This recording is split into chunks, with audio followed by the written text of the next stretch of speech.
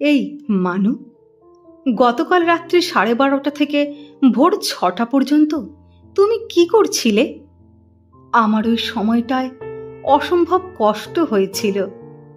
আমি ঘুমের ওষুধ খেয়েও ঘুমোতে পারিনি।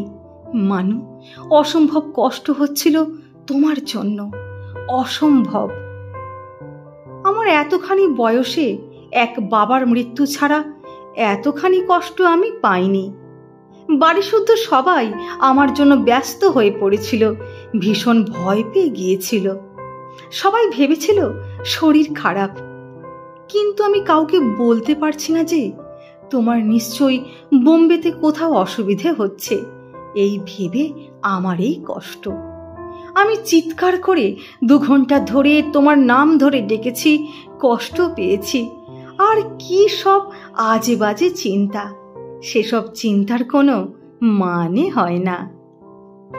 কত রকম চিন্তা তুমি জানো, শুনলে তুমি হাসবে। ববদাকে এখান থেকে নিয়ে গেলে তুমি খুশি থাকবে বলে, কেমন? ভালো লাগলো আমার মত নিয়েছিলে আমার অসুখের মধ্যে। কিন্তু কাল যখন ট্রাঙ্কলে প্রথম বললে তোমরা দুজনে একসঙ্গে সাঁতার কেটেছ, কি সাংঘাতিক রকমের টাচি হয়ে গেলাম।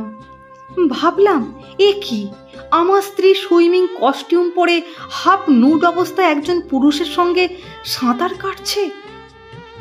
ব্যাস মানু, সারা পৃথিবী আমার কাছে ঘৃণ্য, নোংরা, বিশ্রী হয়ে দেখা দিল। মনের কোণে উকি দিল কত সংশয়, কত প্রশ্ন, কত ভীতি। নিজের প্রতি ঘৃণা এলো, মনে হলো 4 তলা থেকে ঝাঁপিয়ে পড়ি। আচ্ছা সোনা, আমার কি হয় বলো তো? মেন্টাল ডিসব্যালেন্স রোগে আমার মাথা খারাপ হয়ে যাচ্ছে না তো? বলো না, আমি তো এত কষ্ট কখনোই পাইনি। আজ তোমায় বলতে দ্বিধা নেই যে তোমায় বোম্বের ছবিতে আর কাজ করতে হবে না। তুমি চলে এসো, তুমি আমার, একান্ত আমার। কোনো পুরুষকে আমি দেখতে চাই না তোমার পাশে, কেউ না, কেউ না, কেউ না।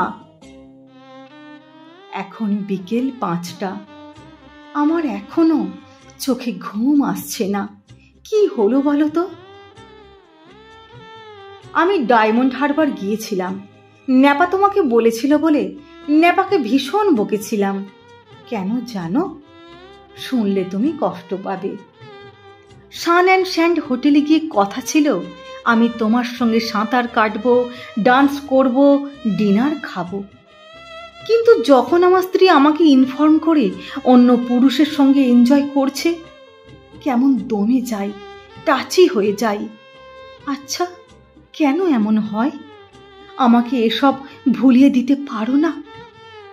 ববদার সঙ্গে ডান্স সহ্য করতে পারি, কিন্তু সাঁতার কেমন যেন ধাক্কা খেলাম মানু।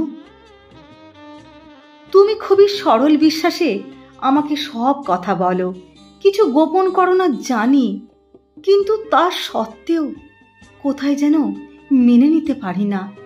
সাঁতারটা যেন আমার কাছে অতিরিক্ত মনে হলো। হয়তো বলে গেলে এতটা হতো না। এই চিঠির জন্য কিছু মনে করো না। আমি আমার মনের ভার তোমার কাছে পরিষ্কার করে ব্যক্ত করলাম। জানি না ভুল করলাম না ঠিক করলাম। একজনের কাছে মনের কথা খুলে না বললে বাঁচব কি করে বলো? ভগবানের কাছে আমার ঘুমের জন্য একটু প্রার্থনা করো। হামি হামি হামি, তোমার সোনা। এই চিঠিটা মহাপ্রেমিক উত্তম কুমারের লেখা সুপ্রিয়া দেবীকে, 1964 সালের 23শে এপ্রিল। সুপ্রিয়া দেবীকে লেখা মহানায়ক উত্তম কুমারের চিঠিটি সুপ্রিয়া দেবী লেখক সাংবাদিক আশিস তরু মুখোপাধ্যায়কে দেখিয়েছিলেন।